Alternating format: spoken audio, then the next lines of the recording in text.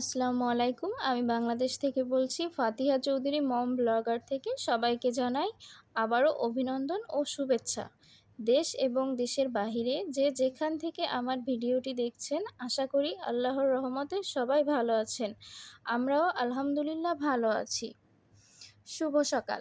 ভাবছেন সবাই ঘর কেন এত অগোছালো? কেননা আমাদের বাড়িতে আজকে আমাদের যে বেড ওইটার কিছু কাজ চলছে, এই জন্য বাড়িতে পুরো অগোছালো। বেডরুমের কিছু লাইটিং চেঞ্জ হচ্ছে। তো দেখতেই তো পাচ্ছেন আপনারা, পুরো রুমটাই অগোছালো। এখনও কিছুই গুছিয়ে উঠতে পারিনি, আস্তে আস্তে সব কিছুই গুছানো হয়ে যাবে। আর এইটা হচ্ছে আমাদের বেড। এই বেডের মাথার কাছে ছিল আগে রেড কালারের কাপড় দেওয়া ছিল, আর ওটাকে এখন চেঞ্জ করা হয়েছে। বাট রেড কালার থেকে কিন্তু এটা অনেক ভালো লাগছে আগের থেকে। এখন গোছানোর কাজে নেমে পড়লাম। টুকটুক করে তো সব গুছিয়ে ফেলতে হবে, কেননা সংসারটা আমার, বাড়িটা আমার। তো এখন আস্তে আস্তে করে গুছিয়ে ফেলি, আর কি করব। আর নিজের বাসাটা এমনিও গোছানো থাকলে দেখবেন মনটাও খুব ভালো থাকে। এজন্য আমি চেষ্টা করি সবসময় একটু পরিপাটি গুছিয়ে রাখার।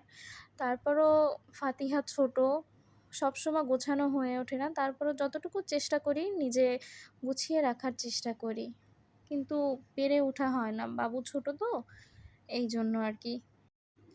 পুরো ভিডিওটি আপনারা দেখতে থাকুন। ভালো লাগলে অবশ্যই লাইক, কমেন্ট, শেয়ার এবং সাবস্ক্রাইব করবেন।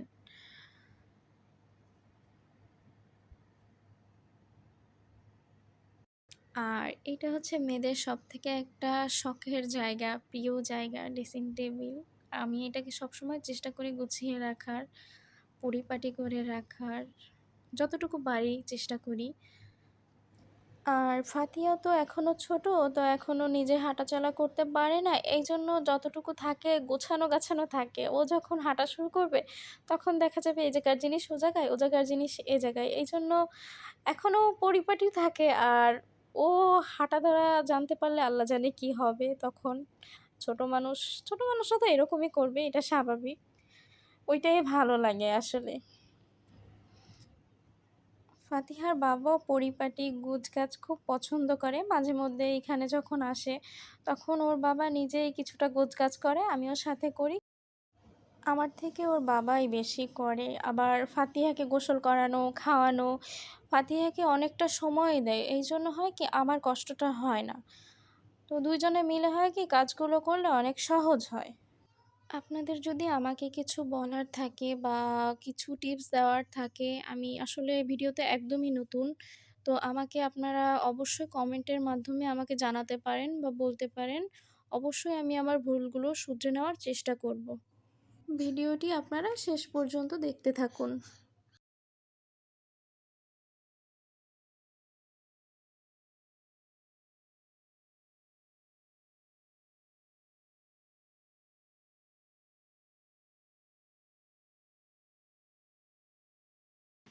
লাইটের কাজগুলো করা হয়েছিল তো বিছানাতে মনে হচ্ছে কি ধুলোর একটা আবরণ পড়েছে। এজন্য বিছানাটা আগে ঝেড়ে নিলাম।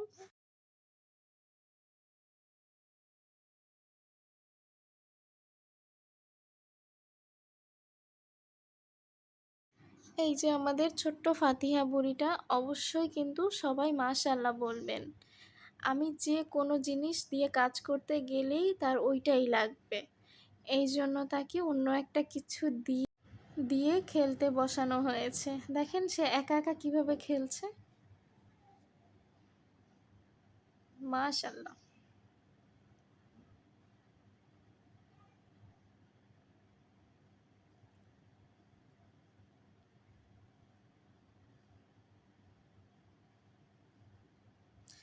ছোট মানুষ তো হাতে কিছু থাকলেই সেটা খেতে চায়।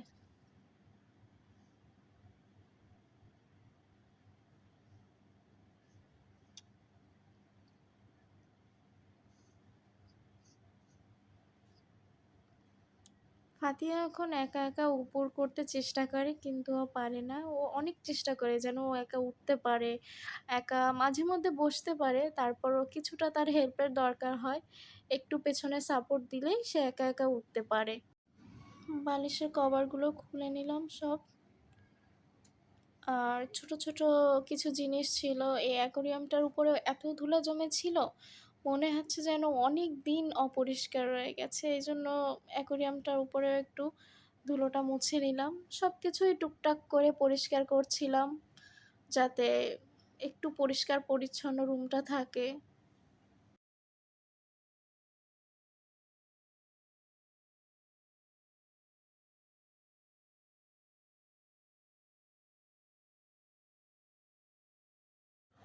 ফাতিহার বাবা এখানে নিচের ফ্লোরের ম্যাটগুলো সব পরিষ্কার করছিল। আমি প্রথমে করছিলাম, বাট অনেক তো এই জন্য আমি একা পারছিলাম না, ফাতিহার বাবাও আমাকে হেল্প করছিল।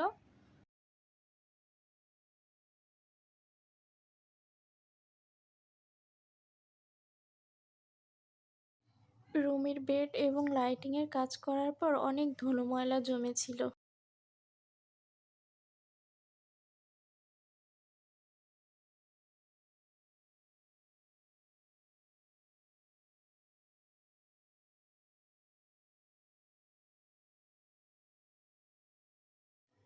রুমটা ক্লিন করা প্রায় শেষ। এখন অন্য যে কাজগুলো আছে এগুলো করে নিব। আর সবার প্রথমে আমি ক্লিনের পরে যে বেডশিটটা বিছিয়ে দিচ্ছি বেডে। বেডশিট বিছানোর পর আমি এবার বালিশগুলোতেও কভার পরিয়ে দিলাম।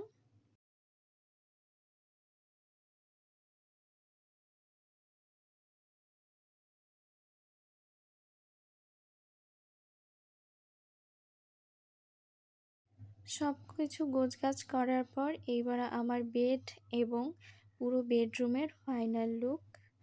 এই যে এটা হচ্ছে আমার বেড, আর এই যে আমার পুরো রুমটা। আপনারা কিন্তু অবশ্যই কমেন্টের মাধ্যমে জানাবেন কেমন লাগলো আপনাদের সবার।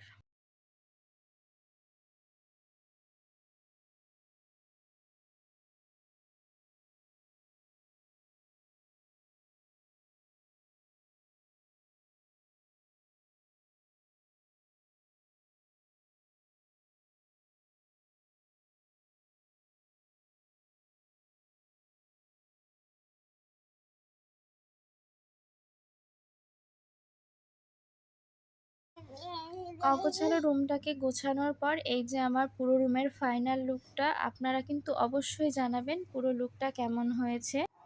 এখন এই যে রাতের খাবারটা খেতে বসেছি। খাওয়া দাওয়ার পরে ফাতিহা তখন ঘুমাচ্ছিল না, এই জন্যে ফাতিহার সঙ্গে কিছুক্ষণ কথাবার্তা বলে ফাতিহার সঙ্গে অনেকক্ষণ দুষ্টুমি করছিলাম। হঠাৎ দেখি কি অনেক বৃষ্টি হচ্ছিল রাতে, তখন প্রায় 3টে বাজে। ভিডিওটা করছিলাম আর এত সুন্দর লাগছিল বৃষ্টি দেখতে। তো এই ভিডিওটা আজকে এই পর্যন্তই, আর বেশি কিছু বলবো না। সবাই ভালো থাকবেন, সুস্থ থাকবেন। আল্লাহ হাফিজ, আসসালামু আলাইকুম।